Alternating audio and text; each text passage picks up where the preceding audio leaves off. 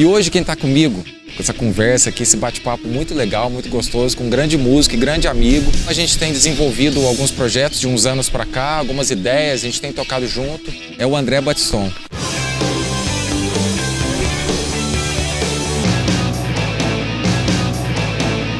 E aí, beleza? Mais uma edição do Rock Café. Hoje a gente está aqui nesse local sensacional, na Praça Pedro Santos, que é o Café Concerto.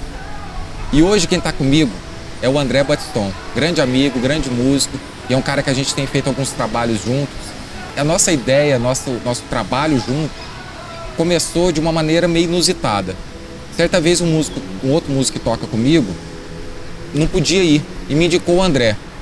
Aí eu pensei assim, mas o André é muito menino, porque eu lembrava dele, dos projetos que a gente fazia antigamente, desde o encarte musical e outras coisas que ele tocava com as bandas novas dele, e eu não vi o André já como músico feito. E depois eu fiquei pensando, fui lembrar de tudo, ele tinha feito uma faculdade de música em Campinas, já estava tocando, estava com um monte de projetos, estava vivendo de música, professor. Falei, cara, vamos ver esse menino tocar, né? Que já não era mais menino. E a gente sentou numa passada de repertório e foi muito legal. E desde então a gente tem desenvolvido alguns projetos de uns anos para cá, algumas ideias, a gente tem tocado junto. E é por isso que eu digo que é sempre um grande prazer. André, prazer estar com você aqui. Prazer é meu estar aqui nessa outra parceria aí, né? Imagina, tamo junto. Eu queria que você falasse um pouquinho de você, da sua vida musical, de como você começou. Legal. Bom, eu sou daqui de Poços mesmo, né? E comecei a tocar violão assim, naquela época que a molecada na escola tá aprendendo a tocar violão. Tinha uns amigos, vizinhos meus também que já tocavam. Tinha um tio da minha mãe que sempre tocava. E aí, casou que eu e o meu irmão, a gente tava meio interessado para aprender música. Eu fui aprender violão e ele foi aprender teclado. E daí, assim, sempre gostei, fui levando. Depois, na verdade, a questão de viver de música, de encarar a música profissionalmente, acabou acontecendo mais despretensiosamente, assim. Eu acabei que tinha que optar por alguma coisa e eu achei que eu gostava disso, assim. E por enquanto nós estamos lutando para dar certo, e tá dando certo. Tá dando certo. Então você, assim como eu, diz que é possível viver de música em Poços de Caldas. É possível. Sim, é possível. Porque a gente acaba abrindo o leque, né, de opções, de trabalhos e outros músicos que a gente acaba tocando.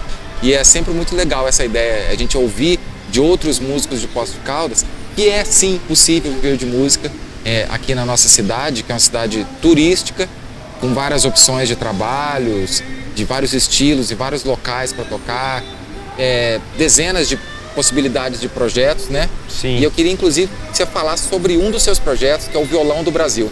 Ah, sim.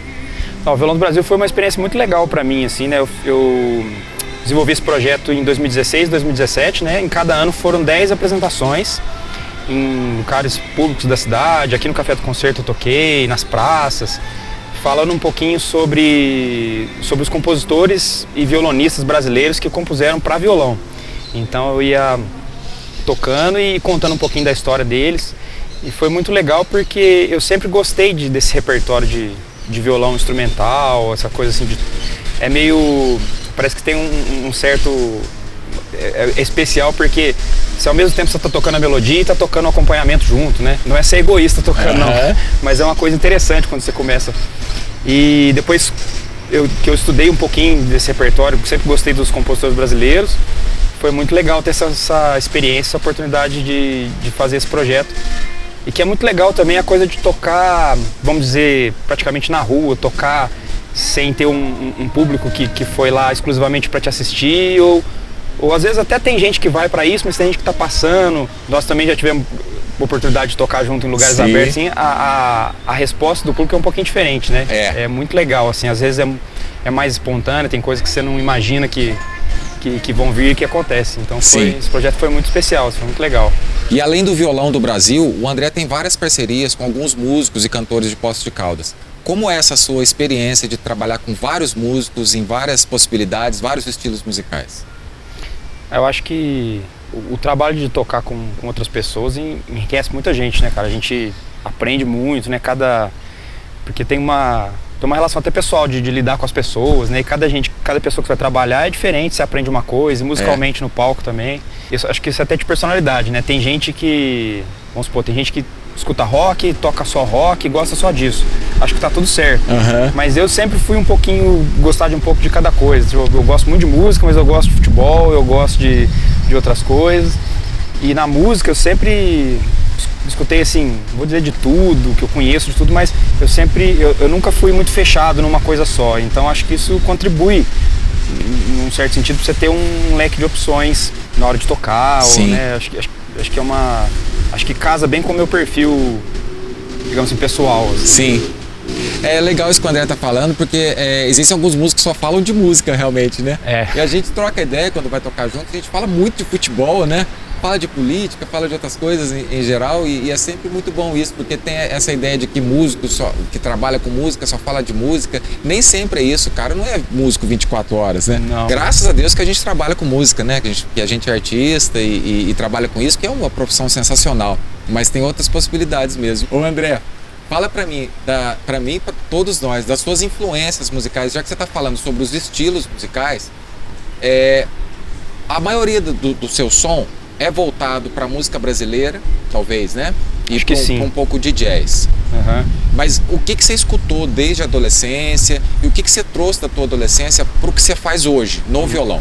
Certo. Eu lembro assim, eu menor, adolescente, criança, eu sempre gostei e fui muito influenciado por escutar música sertaneja, né? Eu acho que para meu ver, assim, a grande música popular no sentido assim de abranger a maioria das pessoas, pelo menos na nossa região aqui, eu acho que é o sertanejo. Sim.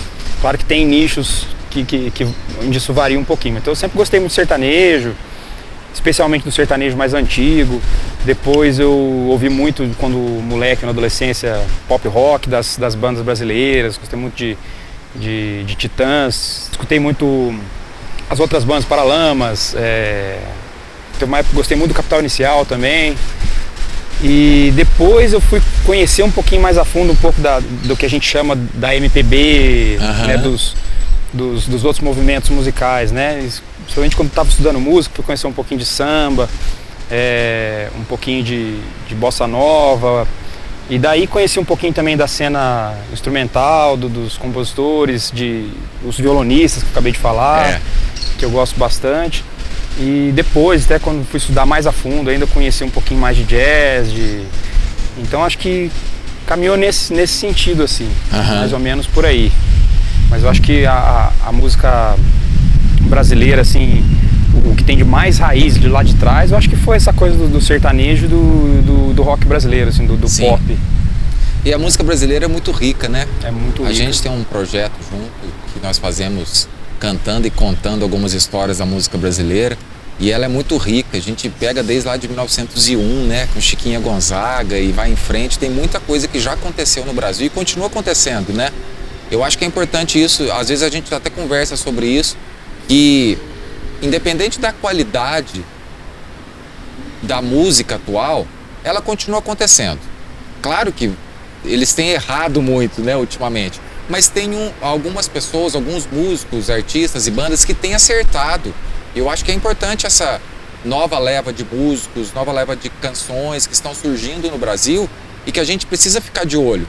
Porque em todos os tempos da música, nos anos 50, 60, 70, 80, 90, sempre teve as coisas boas e as coisas ruins. Aí agora talvez não seja nem a questão de citar quais são as ruins, mas a gente tem que prestar muito atenção nas coisas boas, que ainda existem, né? Sim. Eu acho que até essa coisa de boa ou ruim, ela, de certa forma, a gente pode entender que tem música que funciona para um certo lugar, para uma certa situação, né? E é legal esse, você falou desse panorama, né? Que a gente olhar para trás e buscar entender, conhecer. Vamos supor, tem uma música que eu conheço, que eu gosto muito, mas eu ouvi uma gravação de agora. Eu vou ver, não, essa música foi gravada lá em 72. Sim. É legal entender por que ela surgiu, né? E que contexto que ela apareceu. E a gente às vezes adquire essa vontade mesmo de conhecer só depois de passar do tempo, você vai buscando. E aí você ter esse olhar sobre a música brasileira, você consegue entender muito melhor o que acontece até hoje, o que aconteceu. E tem o lance também, lógico, que a música está atrelada ao mercado musical, né? Sim. Então, muito do que a gente julga às vezes ser bom ou ruim tem um contexto cultural, inclusive, né? E sociocultural, mercadológico. Tem muitas coisas que envolvem. Então a gente fala sobre isso até, sobre falar mal de tal estilo musical. A gente não sabe em que contexto aquela música foi composta, em que momento da vida da pessoa aquela música foi composta, o que a pessoa estava vivendo, passando. Então é muito relativo essa coisa de música boa, música ruim, né? Que música te faz bem, né? Eu acho que a que te faz bem é boa. Independente, mas é claro que a gente é músico, a gente quer sempre um negócio mais elaborado, né? Mas independente qualidade de ser músico, mas se você tá fazendo bem ao seu ouvido, eu acho que é legal e a gente tem que pesquisar realmente esse lance. O André tem muito isso, tanto que no projeto que ele tem do Violão do Brasil é um lance de pesquisa, né? Que você toca. E sobre tocar que você citou agora há pouco, sobre tocar em locais abertos ou fechados. Nós dois já tocamos em locais abertos e fechados, né? Sim. A diferença existe mesmo, como você disse. Você prefere, no seu projeto Violão do Brasil, que é um lance mais fechado, tocar em locais menores ou maiores? Eu não tive experiência de tocar em locais muito grandes, assim, né? Para grandes públicos, né?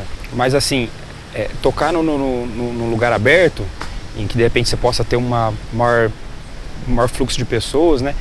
Eu acho que às vezes uma pessoa que para ali sem querer e se interessa, eu tive essa experiência de gente que às vezes depois pegou o meu contato que estava no folder e me escreveu depois, olha só, eu vi isso, gostei muito, me fez lembrar tal coisa. Que legal. Eu lembro até um dia que eu estava tocando aqui, que eu acho que não sei se eu tinha acabado de tocar, o cara pegou, acho que era o WhatsApp e, grava um áudio pro meu pai aqui tocando esse pedaço. Eu falei, meu pai, tá tocando aquela música que o senhor gosta. O cara era de outra cidade, eu acho. Então são coisas que às vezes você não espera. E por estar numa situação mais, talvez, digamos, informal, às vezes a pessoa tem essa liberdade maior de chegar e fazer isso. É claro que às vezes você vai tocar num lugar fechado, você vai fazer um show divulgado num lugar específico, a pessoa vai às vezes com outro olhar, né? Tem aquela coisa do palco, né? Então tem uma magia diferente ali, Sim, né? Muito legal. Infelizmente a gente está terminando essa conversa aqui, esse bate-papo muito legal, muito gostoso, com um grande músico e grande amigo, que é o André Battiston. E daqui a pouco você vai tocar uma música. Opa, vamos lá. Beleza. Obrigado, André Battiston, mais Rodrigo, uma vez. Eu que te agradeço por estar aqui, por essa oportunidade, que a gente possa continuar, nós e outras pessoas que estão nesse ramo, a fazer muito mais coisas por aí. Sim. Né? Amém. Nós gostaríamos de agradecer os nossos patrocinadores, a Gran Japan e o Instituto Donato, e também o Café Concerto e o Sarrosa. Obrigado, Patrícia. Obrigado, Camila.